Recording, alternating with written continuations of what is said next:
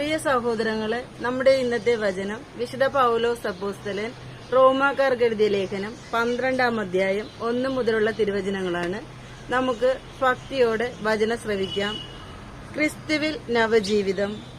ആകയാൽ സഹോദരരെ, ദൈവത്തിന്റെ കാരുണ്യം അനുസ്മരിച്ചുകൊണ്ട് ഞാൻ നിങ്ങളോട് അപേക്ഷിക്കുന്നു, നിങ്ങളുടെ ശരീരങ്ങളെ വിശുദ്ധവും ദൈവത്തിന് പ്രീതികരവുമായ സജീവ ബലിയായി സമർപ്പിക്കുവിൻ. ഇതായിരിക്കണം നിങ്ങളുടെ യഥാർത്ഥമായ ആരാധന. നിങ്ങൾ ഈ ലോകത്തിന് അനുരൂപരാകരുത്. പ്രത്യുത നിങ്ങളുടെ മനസ്സിന്റെ നവീകരണം വഴി രൂപാന്തരപ്പെടുവിൻ. ദൈവഹിതം എന്തെന്നും നല്ലതും പ്രീതിജനകവും പരിപൂർണവുമായതെന്തെന്നും വിവേചിച്ചറിയാൻ അപ്പോൾ നിങ്ങൾക്ക് സാധിക്കും.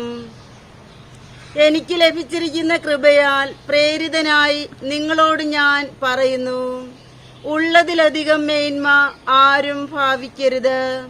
മറിച്ച് ദൈവം ഓരോരുത്തർക്കും നൽകിയിരിക്കുന്ന വിശ്വാസത്തിന്റെ അളവനുസരിച്ച് വിവേകപൂർവം ചിന്തിക്കുവിൻ. നമുക്ക് ഒരു ശരീരത്തിൽ അനേകം അവയവങ്ങൾ ഉണ്ടല്ലോ. എല്ലാ അവയവങ്ങൾക്കും ഒരേ ധർമ്മമല്ല. അതുപോലെ നാം പലരാണെങ്കിലും ക്രിസ്തുവിൽ ഏക ശരീരമാണ്.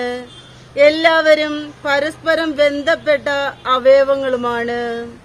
നമുക്ക് ലഭിച്ചിരിക്കുന്ന കൃപയനുസരിച്ച് നമുക്കുള്ള ദാനങ്ങളും വ്യത്യസ്തങ്ങളാണ്. പ്രവചനവരം വിശ്വാസത്തിന് ചേർന്ന വിധം പ്രവചിക്കുന്നതിലും, ശുശ്രൂഷാവരം ശുശ്രൂഷാ നിർവഹണത്തിലും, അധ്യാപനവരം അധ്യാപനത്തിലും, ഉപദേശവരം ഉപദേശത്തിലും നമുക്ക് ഉപയോഗിക്കാം.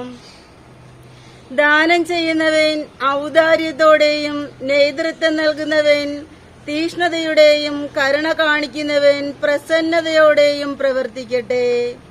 നിങ്ങളുടെ സ്നേഹം നിഷ്കളങ്കമായിരിക്കട്ടെ. തിന്മയെ ദേഷിക്കുവിൻ, നന്മയെ മുറുകെ പിടിക്കുവിൻ. നിങ്ങൾ അന്യോന്യം സഹോദരതുല്യം സ്നേഹിക്കുവിൻ. പരസ്പരം ബഹുമാനിക്കുന്നതിൽ ഓരോരുത്തരും മുന്നിട്ട് നിൽക്കുവിൻ. തീഷ്ണതയിൽ മാന്യം കൂടാതെ ആത്മാവിൽ ജ്വലിക്കുന്നവരായി കർത്താവിനെ ശുശ്രൂഷിക്കുവിൻ. പ്രത്യാശയിൽ സന്തോഷിക്കുവിൻ. ക്ലേശങ്ങളിൽ സഹനശീലരായിരിക്കുവിൻ. പ്രാർത്ഥനയിൽ സ്ഥിരതയുള്ളവരായിരിക്കുവിൻ.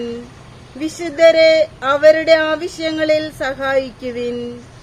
അതിഥി സൽക്കാരത്തിൽ തൽപരരാകുവിൻ. ഹല്ലേലൂയ, ആമേൻ. എല്ലാവരെയും ദൈവം സമൃദ്ധമായി അനുഗ്രഹിക്കട്ടെ. എല്ലാവിധ ആപത്തുകളിൽ നിന്നും അപകടങ്ങളിൽ നിന്നും നമ്മളെയും നമ്മുടെ മക്കളെയും ലോകം മുഴുവനെയും കർത്താവ് സംരക്ഷിക്കട്ടെ എന്ന് പ്രാർത്ഥിച്ചുകൊണ്ട് പിതാവിനും പുത്രനും പരിശുദ്ധാത്മാവിനും സ്തുതിയായിരിക്കട്ടെ. ആമേൻ.